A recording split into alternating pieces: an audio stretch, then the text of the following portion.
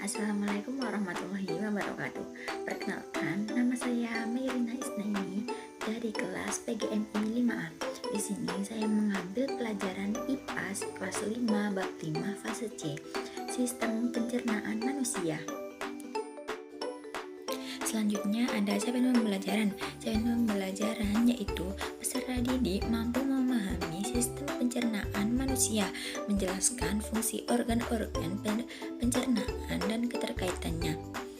Selanjutnya ada tujuan pembelajaran. Tujuan pembelajaran yaitu ada 3.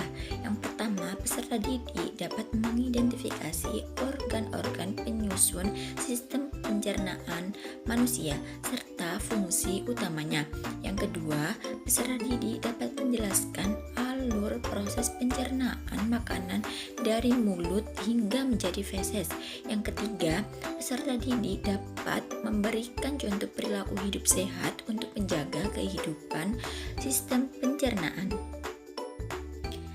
Nah, di sini apa yang saya kembangkan? Saya mengembangkan materi tentang sistem pencernaan manusia yang mempelajari organ-organ pencernaan, proses pencernaan makanan, serta cara menjaga kesehatan sistem pencernaan agar bekerja dengan baik.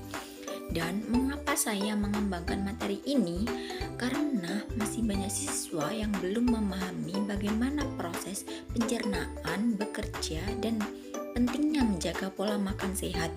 Pemahaman tentang sistem pencernaan dapat membantu siswa menjaga kesehatan tubuh sejak usia dini. Nah, di sini bagaimana saya mengembangkan materi ini? Saya mengembangkan materi ini melalui yang pertama, penjelasan sederhana dan menarik agar mudah dipahami oleh siswa. Yang kedua, menggunakan media gambar, video, dan demonstrasi proses pencernaan. Yang ketiga, diskusi dan kegiatan pengamatan untuk melatih pemahaman siswa. Yang keempat, pembiasaan perilaku hidup sehat agar siswa dapat menerapkannya dalam kehidupan sehari-hari. Dan untuk apa materi ini dikembangkan? Materi ini dikembangkan agar siswa yang pertama memahami cara kerja sistem pencernaan manusia. Yang kedua, mampu menjaga kesehatan organ pencernaan. Yang ketiga, membiasakan pola makan hidup sehat dan bersih. Dan yang keempat, dapat menerapkan pengetahuan ini dalam kehidupan sehari-hari. Jika kalian terlambat makan atau tidak makan dalam beberapa jam, perut akan terasa sakit, badan lemas, dan kepala pusing. Tubuh kita membutuhkan makanan dan minuman sebagai energi. Untuk mengubah makanan menjadi energi, kita harus mencerna makanan dan minuman melalui sistem pencernaan yang ada di dalam tubuh. Nah, apa itu sistem pencernaan? Sistem pencernaan adalah rangkaian organ dalam tubuh manusia yang bekerja sama untuk mencerna makanan menjadi energi dan zat gizi yang dibutuhkan tubuh. Proses pencernaan makanan dimulai dari mulut hingga menjadi feses yang dikeluarkan melalui anus. Nah, di sini ada beberapa macam organ pencernaan manusia. Yang pertama ada mulut. Mulut tempat makan pertama kali masuk. Yang kedua ada kerongkongan. Kerongkongan itu membawa makanan ke lambung. Dan ketiga ada hati. Hati menghasilkan empedu untuk mencerna lemak. Dan yang keempat ada lambung. Lambung menghancurkan makanan. Yang kelima ada usus halus. Usus halus yaitu menyerap nutrisi makanan. Yang keenam ada usus besar. Usus besar yaitu menyerap air dan membentuk feses. Yang ketujuh ada rektum dan anus, yaitu mengeluarkan feses dari tubuh. Nah, ada mulut. Mulut merupakan tempat pertama kali makanan masuk. Di mulut, makanan dirasakan, dihancurkan, dilunakkan, dan dicerna. Berikut proses pencernaan yang terjadi di mulut, yaitu ada gigi. Gigi menghancurkan makanan menjadi potongan-potongan kecil. Dan ada lidah. Lidah yaitu mencampur makanan dengan air liur dan merasakan makanan tersebut. Kemudian lidah mendorong makanan menuju kerongkongan. Nah, ada kerongkongan.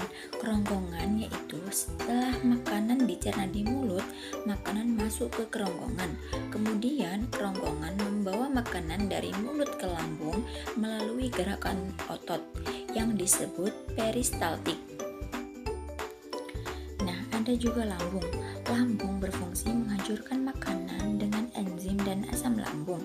Enzim menghancurkan karbohidrat, lemak, dan protein yang terkandung dalam makanan. Sedangkan asam lambung membunuh kuman dan bakteri yang ada pada makanan. Setelah dihancurkan di lambung, makanan akan berbentuk bubur. Nah, ada usus halus. Makanan yang terbentuk bubur akan memasuki usus halus yang terdiri dari 3 bagian, yaitu usus 12 jari, jejunum, dan ileum. Usus halus akan menyerap nutrisi dari makanan dan mengubahnya menjadi energi. Nah, kalau yang ini usus besar. Usus besar berfungsi menyerap air dari sisa makanan yang tidak diserap oleh usus halus. Sisa makanan yang telah kehilangan air berubah menjadi kotoran feses. Nah, ada juga rektum dan anus.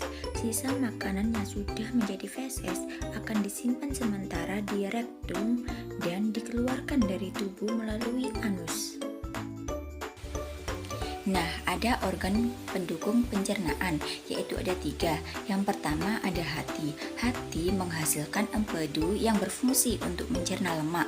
Dan yang kedua ada kantong empedu, menyimpan empedu dari hati dan mengeluarkannya ke usus halus. Dan yang ketiga ada pankreas. Pankreas menghasilkan enzim untuk membantu pencernaan makanan.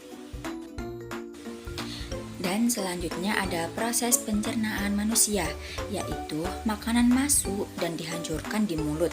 Lalu kerongkongan membawa makanan menuju lambung dan makanan dihancurkan oleh bubur oleh lambung. Lalu bubur makanan diserap nutrisinya oleh usus halus dan usus besar menyerap air dan membentuk feses.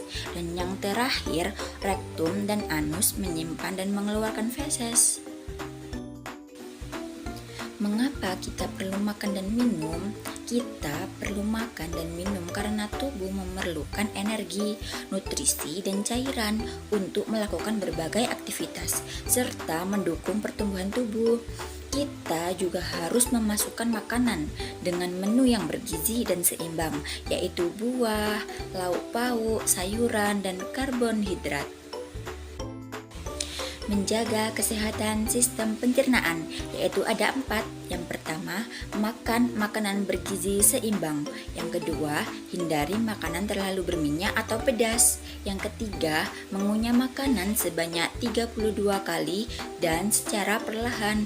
Dan yang terakhir, minum air putih yang cukup dan olahraga yang teratur. Nah, sekarang kesimpulannya, sistem pencernaan sangat penting untuk mengolah makanan menjadi energi dan zat gizi bagi tubuh agar dapat melakukan berbagai aktivitas serta mendukung pertumbuhan tubuh. Dengan mengkonsumsi makanan seimbang dan bergizi, kita dapat menjaga tubuh tetap sehat dan bertenaga. Sekian, terima kasih. Wassalamualaikum warahmatullahi wabarakatuh.